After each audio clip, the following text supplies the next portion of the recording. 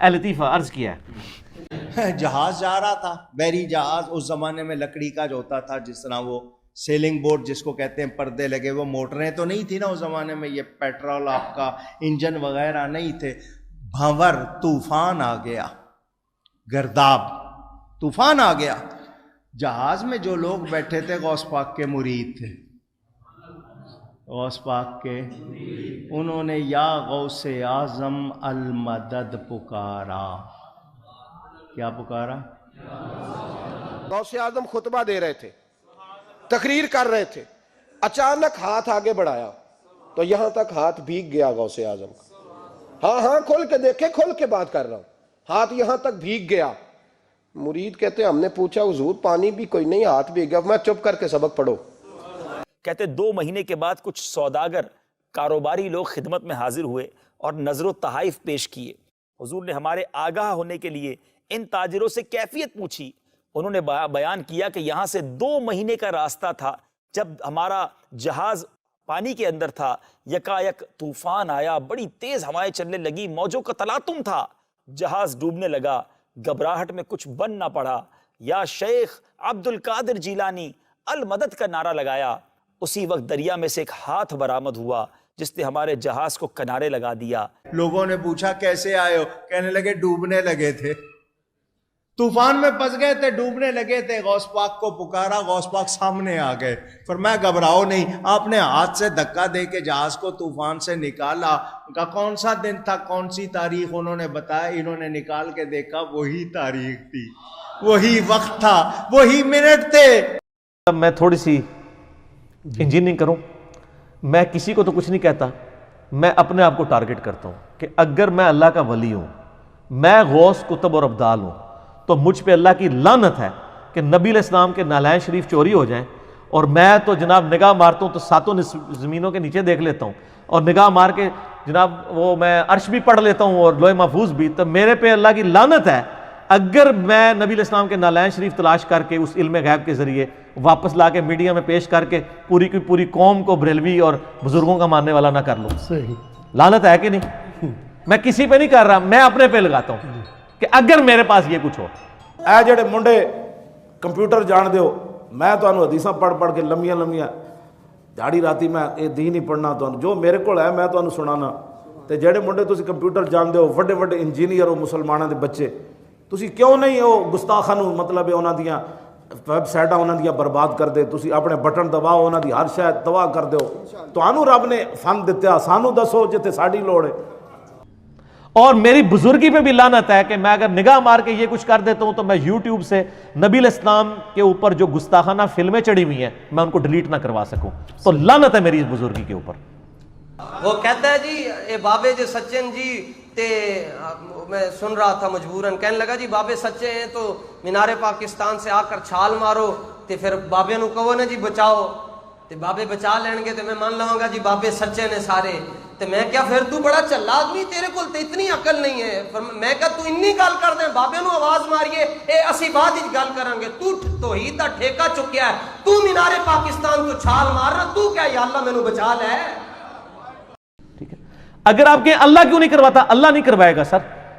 اللہ نے تو حسین کا سر کٹتے ہوئے بھی دیکھا ہے، اللہ نے تو کعبے کے اوپر چڑھائی ہوتے بھی دیکھی ہے. دنیا اللہ نے رکھی ہے بقدر ایفرٹ. لیکن آپ کا دعویٰ ہے کہ آپ کے بابے یہ سب کچھ کرتے ہیں، اوکھے ویلے بزرگ کام آتے ہیں. تو دعویٰ چونکہ آپ کا ہے، اللہ کو تو دعویٰ ہے ہی نہیں ہے. کس آیت میں لکھا ہے کہ بسم اللہ پڑھ کے ساکٹ میں 2 انگلیاں دو تو کرنٹ نہیں لگے گی؟ کوئی نہیں. دعاؤں کا بھی پتہ ہے آپ کو آیا ہے، اگر کوئی بسم اللہ الذی لا یضر پڑھ کے خود کوبرا سانپ کے آگے ہاتھ کرتا ہے نا، پھر وہ اس کے اوپر دعا ختم ہو جائے گی. وہ اپنے اوپر تقدیر خود غالب کروا رہا ہے. یہ اسی لیے اس میں الفاظ ہے ناگہانی آفت. ناگہانی کا مطلب سمجھے. اگر ایک بندہ کہتا ہے میں نے اعوذ بکلمات اللہ پڑھا ہے اور میں جا کے بچھوؤں کی سرزمین میں جا کے چھلانگ مار دوں، ایسا تو نہیں ہوگا. وہ خود اپنے اوپر تقدیر غالب کروا رہا ہے. جو اپنے اوپر تقدیر خود غالب کرواتا ہے نا، پھر دعا والا اس سے سایہ اٹھ جاتا ہے. کیونکہ جب آپ خود مرنا چاہ رہے ہیں تو ٹھیک ہے مرو پھر. تو میں کہتا ہوں میری بزرگی کے اوپر لعنت ہے کہ میری بزرگی ہے، میں نگاہ مار کے یہ کرتا ہوں اور میں یوٹیوب سے ویڈیوز نہ ڈیلیٹ کروا سکوں نبی علیہ السلام کی. اوکھے ویلے بزرگ کام آتے ہیں. سر یہ اب آپ بھی ذرا سوچیں کہ آپ نے ان لوگوں کے بارے میں اتنا کچھ کلیم کیا ہوا ہے، یہ کہاں کے عاشق رسول ہیں؟ اگر یہ ویڈیوز نہیں ڈیلیٹ کروا سک رہے. ہمیں تو اختیار ہوتا, ہم تو ایک نگاہ مار کے کرتے ہیں, ہم کہیں گے جی لعنت ہماری بزرگی کے اوپر. اور میرا آخر میں معصومانہ سوال ہے, اگر اس طرح چیزیں ٹلتی ہیں تو یہ مزاروں کے اوپر بم کیوں پھٹ رہے ہیں؟ تو یہ فوراً کچھ شیطان کہے گا اور یہ کعبے بھی تک کرین ڈگی سی نا. میں یہ پوچھتا ہوں کہ آپ 2-4 سال پیچھے چلے جائیں, مسجد الحرام کے اندر ہی طواف کر رہے تھے, سارے کے سارے مسلمان تھے, اللہ کی عبادت کر رہے تھے, کرین اوپر سے آئی, گر گئی, کئی مسلمان اس کے اندر شہید ہوئے, ساری دنیا نے دیکھا. وہاں پر اللہ کہاں چلا گیا تھا؟ جب جیسے یہ کہتا ہے نا کہ داتا صاحب اپنے مزار پر بم بلاسٹ کرنے والے کو نہیں پکڑ سکے, داتا صاحب کدھر چلے گئے تھے؟ تو میں اس سے یہ سوال کرتا ہوں کہ اس وقت اللہ کہاں تھا جب کرین گری, اتنے مسلمان شہید ہو گئے؟ سر کعبے کی اللہ نے گارنٹی نہیں لی ہوئی. ابراہ کا لشکر ایک دفعہ ہی تباہ ہوا ہے, اس کے بعد یزید کے دور میں اس کی خباستوں کی وجہ سے خانہ کعبہ شریف کی دیوار اور غلاف کعبہ جل گیا جب عبداللہ ابن زبیر پہ چڑھائی کی. صحیح مسلم میں آتا ہے, مولانا شریف نہیں, مسلم شریف. اس کے بعد حجاج بن یوسف نے عبداللہ بن زبیر کو قتل کیا, عبد الملک بن مروان کے دور میں پھر خانہ کعبہ جو ہے وہ جل گیا اور اس کی دیوار منجنیق کے پتھروں سے ڈیمیج ہوئی. تو اللہ تعالیٰ نے تو کوئی حفاظت نہیں کی ہے, دنیا بقدر ایفرٹ ہے. حتیٰ کہ بخاری مسلم میں آتا ہے قرب قیامت میں ایک پتلی ٹانگوں والا کالا حبشی کعبے کی اینٹ سے اینٹ بجا دے گا, کوئی حفاظت نہیں ہوگی. وہ اللہ نے ایک ہی دفعہ یہ کیا ہے. ابراہیم کے لیے ایک ہی دفعہ آگ ٹھنڈی ہوئی ہے. صحابہ کرام تو رومن امپائر کی جنگوں میں چھوٹی بیٹل فیلڈز کے اندر تیل کے کڑاؤں میں ان کو روسٹ کیا گیا. امیر حمزہ کا جو ہے مسلح کیا گیا ان کی لاش کا, کوئی حفاظت نہیں ہوئی ہے. تو آپ لوگ کس طرح کہتے ہیں جناب؟ اور ہمیں پھر وہ ایک دفعہ میسج آیا ایک بھائی کا کہ جی وہ تحفظ اولیاء کانفرنس ہو رہی ہے اور جو ہے نا وہ پریس کلب کے سامنے احتجاج ہوگا. میں نے کہا جی پریس کلب کے سامنے احتجاج نہ کریں, مہربانی کر کے آپ نے احتجاج کرنا ہے تو جا کے اولیاء اللہ کے درباروں کے آگے جن کو آپ اولیاء اللہ سمجھتے ہیں وہاں کریں کہ حضرت اب کیا ہو گیا ہے, 1965 میں تو آپ بم پکڑ رہے تھے, اب اپنے مزار کے بم نہیں آپ سے پکڑے جا رہے. جب ہم یہ کہتے ہیں گستاخی ہوگی, گستاخی تو تب ہو جب ہم فیبریکیٹڈ باتیں کریں. ہم آپ سے یہ چیزیں سیکھتے تھے, آپ کو کہتے ہیں آپ کو غصہ چڑھ جاتا ہے, اسی اصول اور مبادی پہ بات کرتے ہیں. یہ آپ نے ہمیں یہ سکھایا.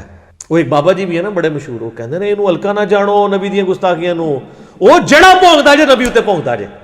تو میں کہتا ہوں بابا جی سلوٹ. میں نے تو اس بابا جی کو خراج تحسین کئی دفعہ پیش کیا, لیکن میں نے ساتھ یہ کہا کہ بابا جی کشف المحجوب بھی ذرا دیکھ لو, حشر بہشت بھی دیکھ لو, تذکرۃ الاولیاء بھی دیکھ لو, میرے کلپ بھی دیکھ لو. اور انہوں نے دیکھے ہوئے, اللہ کے فضل سے میرے خلاف بابا جی کا کوئی کلپ نہیں آ رہا. انہوں نے پتہ ہے کہ منڈا گلاں صحیح پہ کرتا ہے, میں اس تے نہیں بولنا ورنہ میرا مجمع چھٹ جانا. کہتے ہلکا نہ جانو. وہ کہتے ہیں امام مالک فرماتے ہیں نبی دی گستاخیاں ہو رہی ہیں اور امت زندہ ہے, امت مر جائے کہ نبی دی گستاخیاں ہو رہی ہیں. اسا زندگی نو پھر کی کرنا ہے جے حضور دے بارے گل ہو جائے تو ما بقا الامت بعد ختم نبی. امام مالک فرماتے سن پھر امت زندہ کیوں ہے, پھر مر جائے ساری, پھر مر جائے ساری. پوری عالم اسلام اس وقت یا تو مر جائے, یا تو مر جائے سارا عالم اسلام, یا پھر حضور کی عزت پر پہرا دے. بس دو باتوں میں سے ایک بات ہے. بس یہ میرا آخری میری بات ہے. اس کے علاوہ کوئی بات نہیں عالم اسلام کے لیے. یا سارا کٹھا ہو کے مر جائے تو یا پھر فرانس کو جواب دے. تو میں نے کہا بابا جی امت بعد مرے, پہلے وہ بابے مرن جنہوں نے ڈیوٹیاں سنبھالیاں نے. کہتے نا ہر علاقے میں ایک بزرگ کی ڈیوٹی ہے, اوکھے ویلے بزرگ کام آتے ہیں. تو جناب وہ سلیکون ویلی جہاں پہ چپس بن رہی ہیں یوٹیوب کی ہارڈ ڈسک, اور جہاں پہ یوٹیوب والوں نے گوگل نے وہ سینکڑوں ایکڑز جگہ ایکوائر کر کے ہارڈ ڈسک لگائی ہوئی ہیں جہاں پہ وہ یہ ساری ویڈیو سٹور ہوتی ہیں, جہاں پہ گستاخانہ فلمیں بھی سٹور ہیں, وہاں جس بابا جی کی ڈیوٹی ہے پہلے انہوں سے بدعا کرو نا اجتماعی کہ وہ پہلے بابا مرے, کیونکہ وہ بھی امتی ہے نا, اور اس کا تو زیادہ حق ہے کیونکہ وہ نگاہ مار کے ساڑ بھی سکتا ہے, میں تو کچھ کر بھی نہیں سکتا.